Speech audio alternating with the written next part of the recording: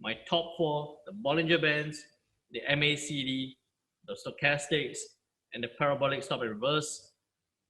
It is in that sequence that I've shared with you. It is also in that sequence that I would like you to consider them when you start trading, and also in that sequence of importance as you apply them onto your trade analysis.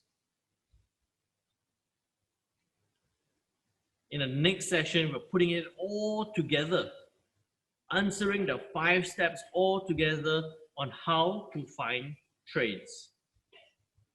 To give you a quick view, the first step is the fundamental news. How to answer that, you should be looking at, should currency strengthen or weaken? Step 2, trend. Is price moving up, down, or across? Step 3, the support and resistance. Is price bouncing off support, bouncing off resistance? Is price moving towards support or resistance, or is it breaking through support or resistance?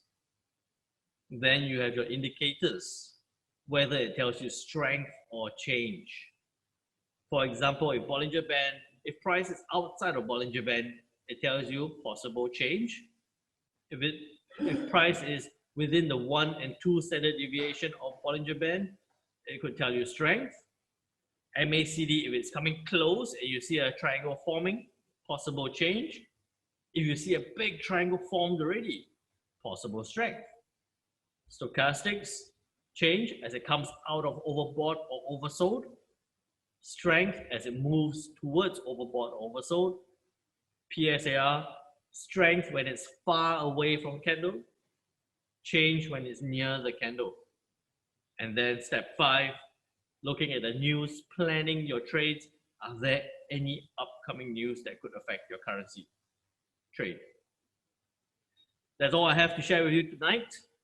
A lot of information about indicators, a lot of information about trend and support and resistance. What you need to do right now is to practice, ask questions, and review. Start looking at your charts, looking at the trend, start identifying, is it moving up, down, or cross?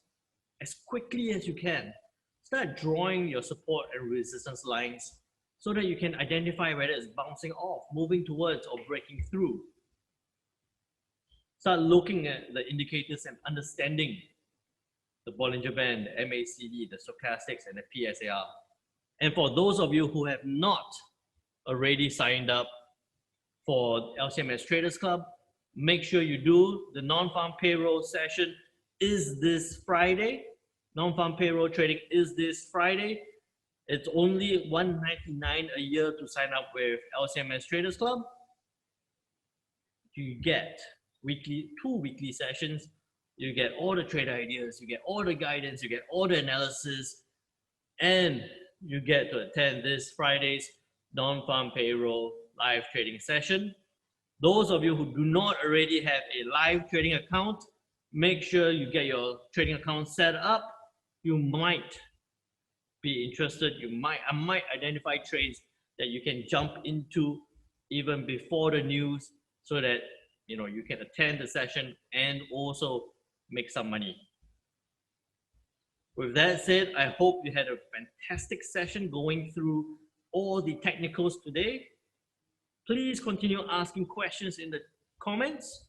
We will be responding to them, and we'll see you on Thursday, where we put everything together so that you apply the economics and the technicals together to start looking at trades, where to buy, where to sell, how to put your stop loss and take profit levels, and then you can start trading. I'll see you on Thursday. Bye-bye.